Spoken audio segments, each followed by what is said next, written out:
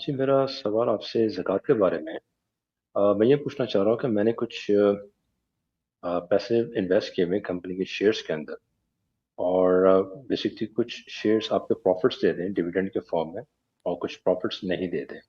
तो जो ज़कात कैलकुलेशन होगी वो आपके डिविडेंड्स या प्रॉफ़िट्स के ऊपर ही सिर्फ़ होगा या आपका जो ओरिजिनल प्रिंसिपल अमाउंट है उसके ऊपर होगा? ठीक तो है। और जो डिविडेंड्स दे रहे हैं तो उस पे प्रिंसिपल अमाउंट में किस वक़्त हम ज़कात कैलकुलेट करेंगे?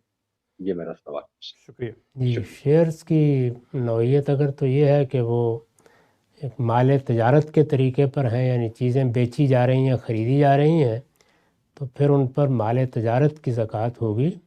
जो भी मालियत उनकी साल के मुकर्रर दिन पर है, यानी आपने अपनी ज़कात के लिए एक दिन मुकर्रर करना है। माल की ज़कात तो दिन मुकर्रर किए बगैर दी नहीं जा सकती। तो मुकर्ररा दिन पर जो कुछ उसकी मालियत है 2.5% दे देंगे।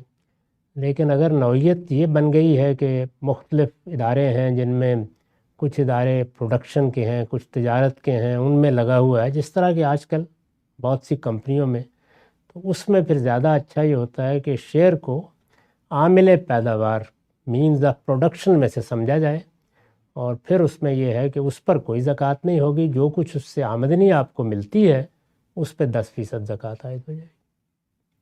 अच्छा, मतलब जो आपकी इन्वेस्टमेंट है उसको मीन्स ऑफ प्रोडक्शन तस्वुर किया जा सकता है। ये अगर इस तरह लगी हुई है, यानी वो तजारत नहीं है हम्म बल्कि हर तरह की कंपनियां हैं, हम्म उसमें सनत भी है, उसमें ज़मींदारी भी है, उसमें हर चीज़ है। हम्म। तो फिर उसको अलग अलग करना आसान नहीं होता, उसमें फिर ये ज़्यादा आसान तरीका उसमें कोई कैद लगेगी सर कि अगर मैंने एक हफ्ता पहले ही ख़रीदी है कोई इस तरह की कोई शेयर है। वो या तो फिर 10 साल से ख़रीद के आमदनी रखा हुआ है। जैसे जैसे होती जाती है वो आप अगले दिन से हिसाब करें या साल का हिसाब करें, नतीजा एक ही निकले।